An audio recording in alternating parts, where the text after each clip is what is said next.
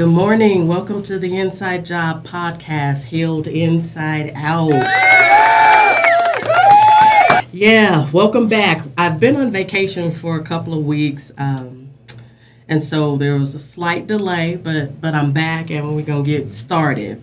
Today, my guest is near and dear to my heart, somebody very special. He has been a very huge pillar in my success and this getting up and running. So I appreciate him being here today. It's an honor to definitely have him. I introduce to you Mr. Eugene Battle. Yeah. Good to be here. Welcome to the show. Eugene, wow, I don't even know where to start because there's so much to say about him. But he's a licensed professional counselor. He is a mentor of young men, a motivator of fathers. He holds a double black belt in two disciplines of martial art. So when you think about somebody who takes the discipline and the stuff that's taught in martial arts and you combined it with being a mentor for young men and a motivator for fathers, he's got some girth there. So I think that was really good to know, to be told. Eugene has a private practice, Battleground Counseling, where he does mental health counseling for probably everybody, not just young men, although that is his specialty, young men and fathers. But he does have his own private practice. And so today we have him here in the capacity of a community activist, leader. He is another caveat about him is that he works in the Department of Corrections. And so I think that gives you a big picture of who we have at the table today that will be able to speak to, healing in the community. Primarily, yes, Mr. Yes, Battle. Yes, and then just how, what do you think is a possible fix and what do we need to be successful in our community when it comes to, healing, our young men and our fathers. So I'll let you have the mic. Well, thank you. I really appreciate being on the show today. And there's a few accolades that we had there, but it's just time, right? Mm-hmm. You have to put in the time. Is there any one thing that's going to fix our community? It's really just a four-letter word. Oh, come on. Love. Pin that. Right? If you can love that. yourself personally, yes, then you can love others. And I think in our community, that's part of our problem, our issue. We want to be on podcasts. Mm-hmm. We want that 5 minutes of fame, and we forget about love. Mm. And it's all about yourself. Yeah. And if you deal with yourself and you're not loving yourself, Mm-hmm. you're producing a broken product. Oh, wow. Right? You're out there saying, hey, look at me. Mm-hmm. I got 3 wheels to a 4-wheel car. Right? Okay. I'm fast as I can be. Right. But you come up with 4 wheels Yeah. and say, I don't want to race you because I see that you have a deficit. Mm. And I want to help you heal that deficit Okay. and be the person that says, I love myself and you enough to help you with that tire that's not there. Oh, wow. And you didn't even know it wasn't there. You've been living your life from either a broken home, Mm-hmm. right? From a broken relationship Mm-hmm. with family members, with community members. Mm-hmm. You have a process of being broken, but you don't know it. Right. So right. that's kind of what I bring to people in the community Mm-hmm. and in my private practice and say, let's look at that.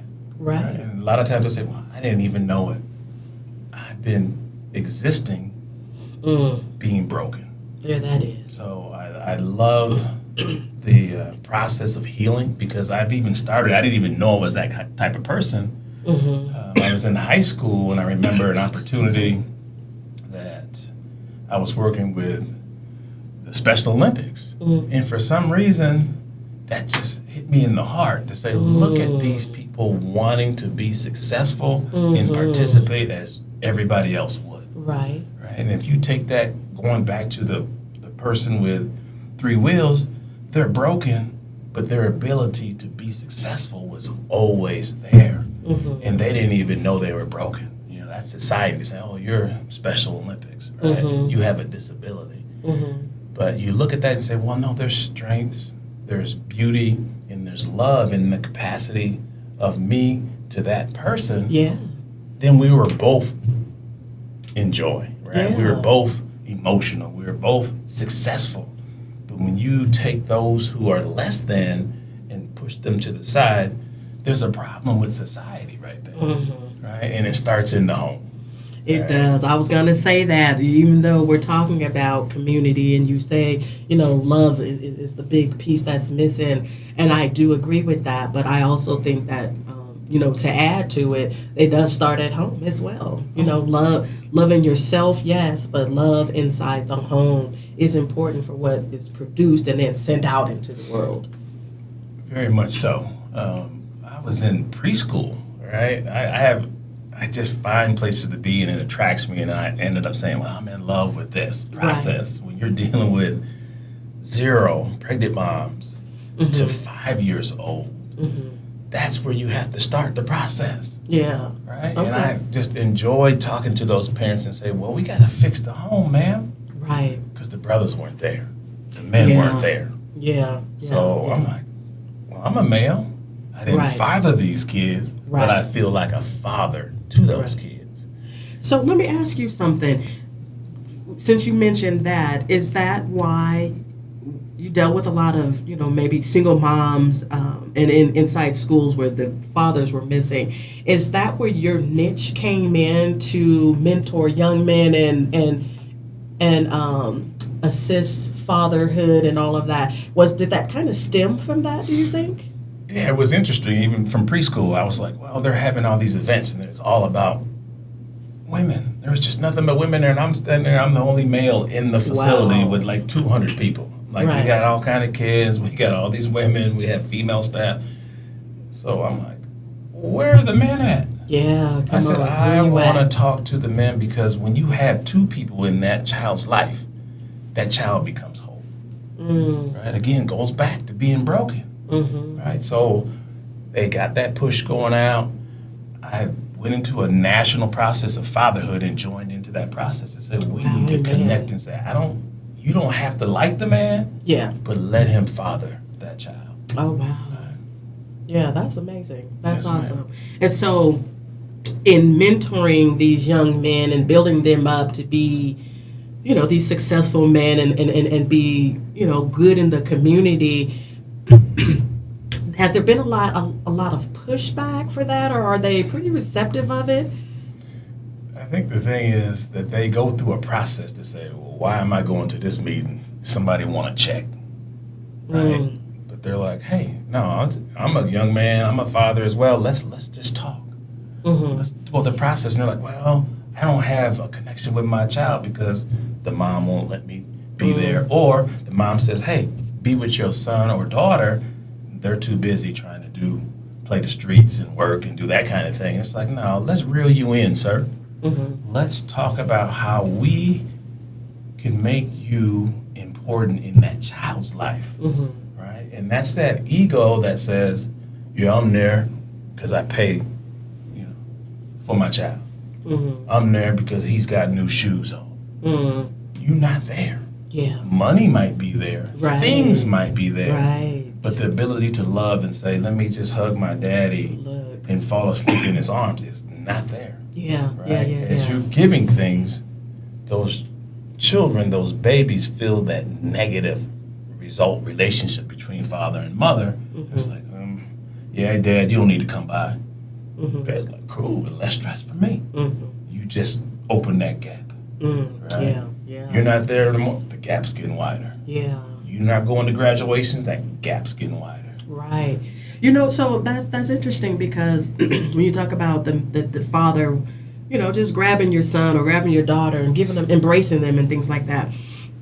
There are young men that I've been around they're not receptive of, they're like, come on, Dad, back up off me. Like, you don't need to be hugging all on me, man. I ain't no punk or whatever. Yes. Do you then, when you're talking and dealing with the men, are you encouraging them to, continue to do it even though it's not receptive? Because I do believe that there's a small part of the young men, they are receiving it. But there's this macho whole, I gotta be, a tough guy, and just don't necessarily receive it that way. So are you encouraging the fathers to just keep doing it, and even telling the young men, receive the hug from your dad, Most receive definitely. it. Most Okay. definitely. Okay. It's like you go to talk to these fathers, and when they start to tell their stories about missing their children, missing their sons, it's a heart-to-heart conversation. Nobody's in the room but men, right? But fathers, or men who want to be fathers. So when we look at that and we touch on points that say, yeah, you missing, bro. You are the one with 3 wheels. How can I help support you? Right. Form that wheel. Oh, that's good. Form that connection with your child. And it's okay to touch, right? It's okay to hug. It's okay to say, man, I love you, bro. That's what's hurting me. That's good. It's in my heart. It's leaking away. I'm bleeding from the inside out. And it's like, well, how do I become a father? First, you have to deny yourself ignorance Oh, in come that on. field. That's good. Pin that. And be open to say, I love you. This is what a father is supposed to be. And most of the kids that I've talked to during that time, and even grown men today, 'cause I work in the prisons today, right? They're sitting in there, they're tatted up. And I'm like, how are you going to get out and be successful just from your tattoos? Right. Because somebody's going to judge you by the way you look. You already Facts. setting up walls, right? You're that 18, 19, 20-year-olds. I got people in there 60, 70 years old that said, man, I should have changed my life. But when I look at it, I didn't have that connection with my father. Or the connection with my father is gang member, gang member, gang member. I said, when are you going to stand up and be your righteous self and break that mold? Yeah, break the cycle. Break the cycle. Yeah, and you have 4 boys yourself. And it's funny, I noticed something, and I've known, we know each other. Yes. But something that I think that I just picked up on is when you're talking, you talk a lot about sons, men, sons, not eliminating or omitting women or daughters or whatever. But it's just interesting that literally is you. That's your field. That's what you do. Because you don't say women and daughters. I keep wanting to insert like women too, like, babies to girls too. You know what I'm saying? Because young girls need their fathers too. But I just found that interesting. And then go figure, you got 4 boys. And if I know I'm not mistaken, you grew up with all brothers. What is it, 8 of you? 9? About 8 of us. 8 boys grew up in the house with his dad. The mom was there. Yes. But you literally, your DNA is targeted towards men, the male gender. For sure. Yeah, so that's pretty interesting. Just sitting here listening to you, I'm like, is he going to say her? Is he going to say the daughter? But well, again, I didn't mean to interrupt, but yeah, you did. Yes, I did. You did. You meant to interrupt because you wanted to get your point across. But this ain't my show, so. Okay. All right. Well, hey, keep it real. I'm gonna talk black too for a minute. Okay. The women, since we want to talk about the females, the women are the 3 wheels. And that man that I'm working on is that flat tire. Right? It's I feel you. broken Okay, wheel. I had to female sit up a little bit like, wait a female is minute. always there, right? She's doing more than her part. At times, yes. And we're trying to bring that level down to say, let's do 49, 50, 55, 50%. We got to get that man up, right? And we're not putting down the woman, but we need to bring that man up. Yeah. Yeah, Right, yeah, so- because a lot of times women are feeling that they have to be the mother and the father. Right. father role. Not that I know you disagree with that. A woman can be a father, and that's the truth. That's facts. A woman cannot be a father, right? But we have to sometimes raise up and have that same try to fulfill that role, Yes, fulfill that yeah, void, for doing the sure. best that we can. Obviously, a man's a man and a woman's a woman, For sure. right? Just like you can't necessarily give your daughters any. You can't give them everything because some things are just gonna come from a woman. You know what I'm saying? So I wasn't saying anything bad. Again, this is I wasn't not- being aggressive. Right. This again, it's not my podcast. Yeah. So I have to be guestly. So Yeah, yes, you I'll have kick to you work off. with both. Right. Right. Brothers canceled the first show. Right. You have to work on both ends, right? Because Yeah, that child you goes do. home and sees mom. Yeah. You talking about daddy? Mm-hmm. He's not home. Yeah. So you have to have that triangular process where you deal with the child, Mm-hmm. you deal with the mother, and especially you deal with the father. So Yeah. it's a whole family process that we all have to live differently and Mm-hmm. think about the process of saying, well, we keep having all these people going to jail, prison. Now young teenagers are doing those mob type, busting into Walmart and stealing stuff. It's like, where's the daddy? Yeah. Right? Because mom's home. Right. The kid generally looks good. He's got good clothes on or whatever. But where are you getting that money from? Mm-hmm. Right? Who is talking to you in the darkness to make you believe that you're better than what you are? Mm. Right? Mm. So you go and break laws, right? Mm. But you don't want to vote for a right law. So we need to change that cycle to say, let's be better people. And I said it earlier. We got to find that internal love for ourselves before we can pass that on to someone else. Mm. That's true. You can't give out something that you don't have. Exactly. Yeah, that's awesome. That's awesome. And I apologize. I just got back out of the country, and I am riddled with a cold.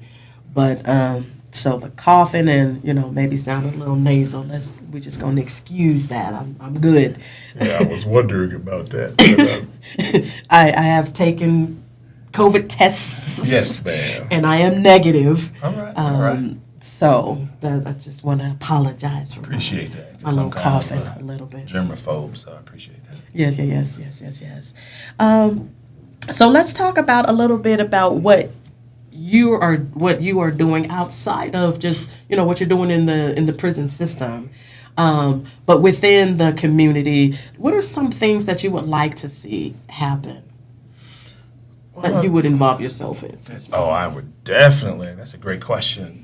Just outside of that, it takes a lot of time and energy to deal with people who are hurting, right? Yes, it my does. word, when I come to you, I'm coming to you with love. I'm coming to you with rawness. I'm coming to you with that testosterone, right? With those brothers, fathers just coming in, and they like it that way because it's real. Yeah. Right? But how do you build that family, though? Right? It's a process, for sure. You have to connect those babies with mom, which is already there, but we want to make sure that's solid and not just so glamorized that they're in elementary school with eyelashes on. Right. Right? That's a problem for me. If that's not a problem for you, you're trying to, as they say, sexualize your babies. Mm. It's cute. I want to give you an intelligent process from persons who are looking from the outside in. Mm-hmm. Right? Mm. They're like, yeah, it looks cute. That's not how I should be thinking about babies. Mm. Right? So don't set your baby up to glamorize them, to sexualize them, to fail. Right? Because when you get to the point where people start noticing you, you're going to do whatever they want you to do to get noticed. You want those Nikes. You want a new purse. You want a new wig. You're going to do what it takes. Because nobody told you that was the wrong way to go. Nobody told you. Because that's what mama looks like. Mm-hmm. So we have to work again, get past the outside and go back to the heart. Okay. And find that love that says, hey, that's what everybody's doing. They're going around the process of love, because they're hurting. And if I can connect with you on a personal level, on a community level, on a family level to say, man, what would your ancestors think about you right now? Mm. Working 12, 14 hours a day, Mm-hmm. right? Keeping your family tight. Mm-hmm. I don't hear much about people going to family vacations or getting their family that they haven't seen in years. Oh, I'm going to a picnic. I'm going to. You don't hear it. Mm. Everybody wants to be seen, and we cover up our pain. Mm. Wow, that's interesting because I think what I would like to see is because there aren't a lot of men. There are some, but there are not a lot of men who are open to just throw it on the table, be like, I'm hurt. I'm hurt and I want to do something about it. And so I would love to see you collaborate with, and I think we heard a little bit earlier this morning, there's a young man who we're going to ask to see if he wants to be on the podcast, but his story just alone, being inside the prison system on the other side, involved in a bunch of things, had no business being involved, got in trouble, and then is out and now has group homes and things of that nature, sobriety homes. I would love to see a collaboration of men who have been hurt, who have been on the other side, who have been, you have not been, you've been on the side of trying to help them. But a collaboration with yourself and men who have been broken, still are broken, that you guys can help pull back into, the kingdom man that they're designed to be. I would love to see something like that. Oh, yeah. That's like that aftercare, right? I'm dealing with the guys that got bars in front of them, right? And I could say, hey, I know some place, some brother, some owner that can connect with you who's been through the same things you've been through. Wow, that's good. Who's going to hit? Yeah, I like that. Who will heal you, right? He's just not giving you a place to sit there and say, I can lay my head, I can let me out. Right. It's like, no, you're going to get trained. Right. You're going to have to be receptive if you want to be successful. But if not, then that's not the place for you. But right now, as we're talking, that is the best place for you because it's like-mindedness. Right. And this gentleman is at a higher level. He said, I already been at the primitive level. Right. I've already been reactionary. Yeah. I've already been in a place where I'm not thinking. Right. I'm just a follower. It's the best thing to do. That's that mob mentality. Yeah. Right? Let's go, hey, we got 50 of it. Let's run in that store and take it. Yeah. But they never talk about, well, the one who trips and falls gets caught. Yeah. Who's going to help support that person? Now you got a record. First thing you're going to do, my son, my daughter they're not that kind of person. They're an A student. If they're out there doing that, they are that type of person. They are that type of person. Or no, not necessarily. I disagree. Just a tiny little bit. It's about to get hot now. Here we go. Excuse me.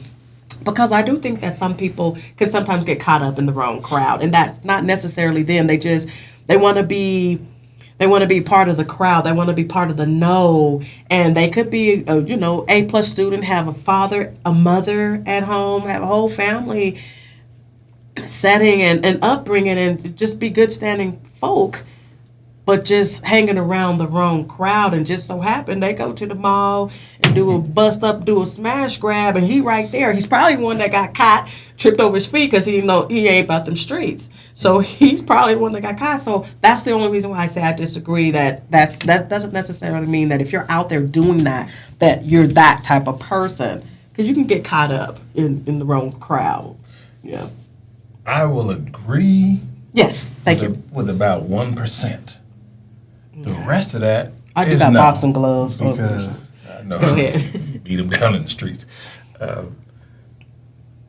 If you are that A+ student, you have one or both parents that are, hey, we're giving you good moral character.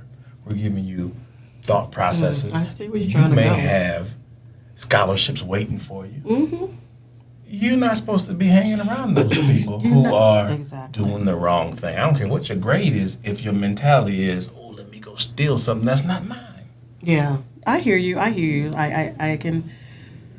We can teeter in the middle because I just still don't believe that makes you that type of a person. You just in the wrong you chose to hang out with the wrong crowd that day. Let's say it was just that day, like, oh, okay, yeah, I'm gonna hang out with Buck for the day, not knowing that Buck and his boys is getting ready to get Buck, Buck wild. I'm not. I'm not gonna go that way because Buck and the boys is about to get Buck wild. But I'm talking from experience. I grew up in a small town in New York, right? Mm-hmm. Buffalo Bills, holla at me. Played in their stadium in high school, but that's a different story. But talking about family, I'm going to tell you a little jib about me. Okay. In New York, you have to park on one side of the street. Okay. Like on Monday. On Tuesday, you got to park on the other side. So all the cars are on one side, so 2 cars can go by. Okay. Right? Mm-hmm. I'm a teenager. At that point, I'm like, hey, let's jump on these cars. Roguish. Literally. And ran a block on top of somebody else's car. And they're like, what you doing? I'm gone. Like, bro, he laughs. And somebody, get off my car. And everybody started taking off. Mm-hmm. It's the same thing as what kids do today when they smash and grab, right? And I can sit there and say, oh, man, I was tripping. I'm not that person. I was that person. So that's why I say that, to debate back and say, you are that person. If you're not going to hang around those kids to begin with. That's my boy. If you doing the right thing, I'm with you. Okay. Sometimes if your boys are right, they'll say, hey, man, you'll need to come tonight because we about to do something you are not a part of. You know how your family is. You got to be home at 7. Facts. Like, I understand. But a lot of that stuff is 8, 9, 10, 2 in the morning. What you doing out there? Again, we're just going to teeter in the middle. And there's always 2 sides to a story. Yeah. Maybe more. But I didn't know that about you. I didn't know that you was just rogue and just car hopping. Who does that? Let's go back to, what's that saying? Graduated from. Yeah, I mean, I hear you. You stopped hopping cars, but I just think that's a funny story. That must be some New York thing, because who hops cars? When you are in little groups. That's like door knocking, Yeah. They say something else, but knock and run. I have to tell, I did used to do stuff like, not like that, but I was inside the house. I'd call people on the phone and be like, yeah, this is so-and-so from Sears. Is your refrigerator running? They'd be like, yeah, it is. I'm like, oh, you better go catch it. It's running down the street. Hang up laughing. That was my kind of fun. Like that, I wasn't out hopping cars and smashing, denting in people's hoods, because you probably smashed. Oh, you call me L7?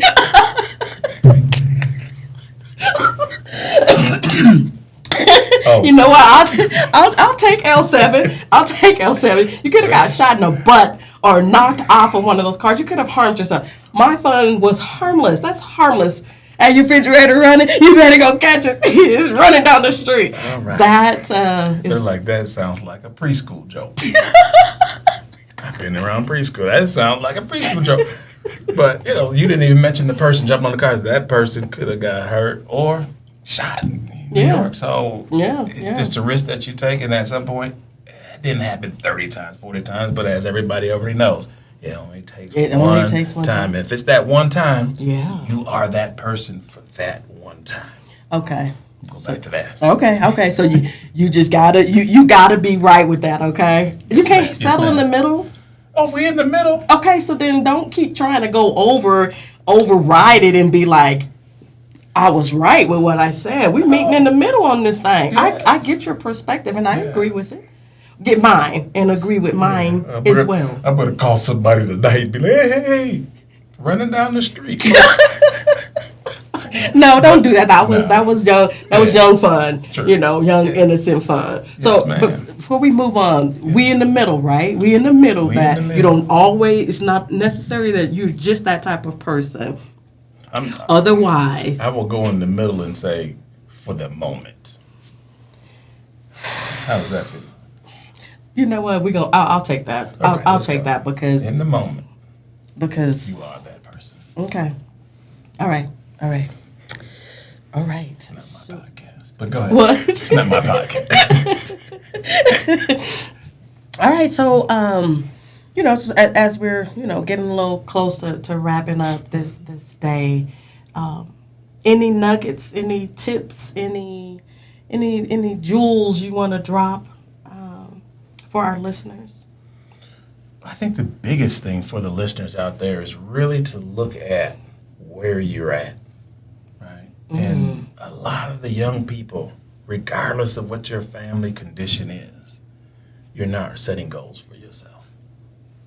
And the powerful side of that is you're not writing them down, right? So I wake up every day and say, oh, I got these 5 goals. That's good. Pin that. I go to sleep. I got these 5 goals.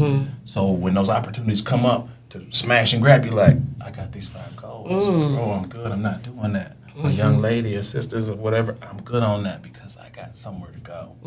You get those little, oh, you're snooty, you're intelligent, you're, call me what you want. But generally there's a separation after high school. And it's getting lower down to middle school. The people are being successful. The ones who want to grab and smash and grab, they're down here in there's separation. And this person now has different friends who are at the same level. Right. And you also have different friends who are at this level. Right. So my goal when I talk to young people, I talk to parents, is let's bridge that gap. Why can't this person jump the rope, skip the bar, and be that person who's intellectual, who's spiritually sound, to be that person who produces love? Healing. They need some, Right. they need They some need healing. that healing. So, and that's where I come in to bridge the gaps, and that's where other therapists and other community people try to bridge that gap. Right. So I think we started losing it from a cultural sense because of the internet. Right. There's so much stuff out there that people are in probably preschool now, looking on the internet and are being taught by what's out there and not being taught in the home. Right? Because my home is like, I taught in elementary school. I said, why does this second grader have 2 phones? Wow. That's a problem. I need to get a hold of my mama. My mama needs to get a hold of me. I said, your mama can call the school because that's where you're supposed to be. You don't need the phones. So when we start breaking that stuff up, things outside of learning is the best thing for them. Because when they want things, they don't know how to get them, they're going to take them. So if they take them, there's a problem now. We got laws. We got adjudications. We got juvenile facilities. We have adult facilities. We have prison for those who didn't get it. Okay. So I want to break that up and say, let's get it. Yeah. Let's get love. Let's give love and see what happens. And it's going to be a process. If love is out there, we already know what's going to happen. It's going to be successful. Yeah. It's going to be successful. Yeah. That's good. That's good. Well, I would definitely, I'm going to keep you around. I appreciate it. And as I have other... we're not in the middle? We're not in the middle? No. You said we was in the middle? We was in the middle on that subject. Okay. But we're not in the middle publicly? Let me know where I sit today. Listen, I'm going to have you back on my show. Yes, ma'am. And I would like to have you back on my show with several other men, other therapists. And let's see that we can put a dent in this lack of in our community.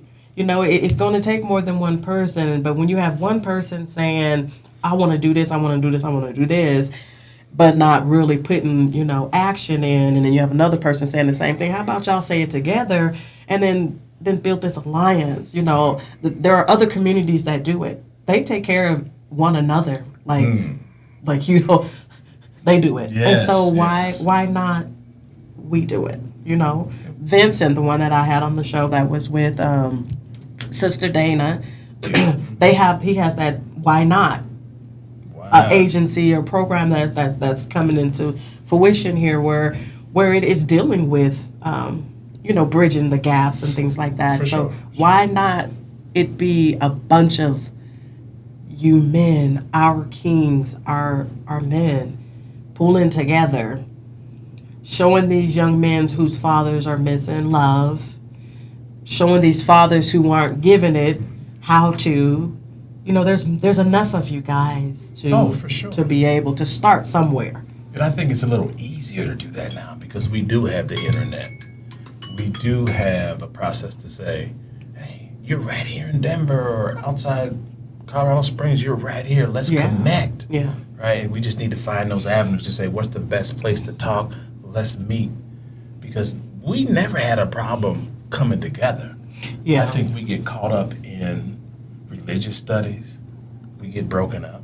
We get caught up in political studies. We get broken up. But what I've seen on both sides of the aisle and in the middle is we really are all focusing towards love. We're just going about it differently. Yeah. So we have to figure out that middle ground, as we talked about earlier, and that piece called acceptance. Let's accept where we both want to go. Yes. Right? If we're trying to raise the bar, don't keep knocking me down. Yeah. Right? Let's build it together. So Yeah. as a community, we've never had a problem getting together. And guess what times that we get together the most? Funerals, right? BLMs, right? When you want to protest. Black Lives Matter. Yeah. Okay, check your skin tone, sister. I thought you said DLMs. I'm like, what's a DLM? That's why you just weren't clear, brother. You weren't clear. BLM. I understand you now. now. Hear me? Yeah. BLM, to be out there to protest. Right? But it used to be really spiritual. Like, where are the churches at? Where are the mosques at?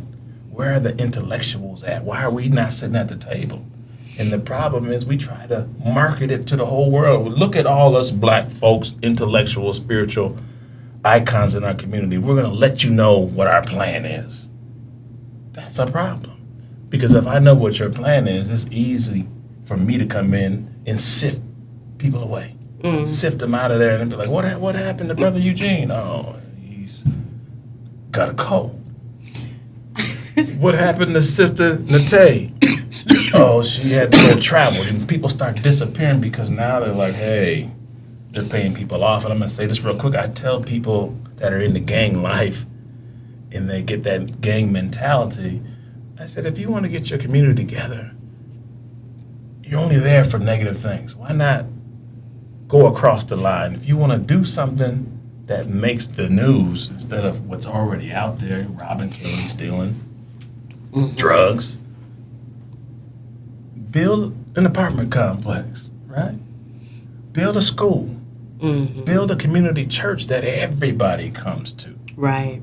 When you start change that process of thinking to build community, you won't look at another person, oh, that's my enemy because they got blue on.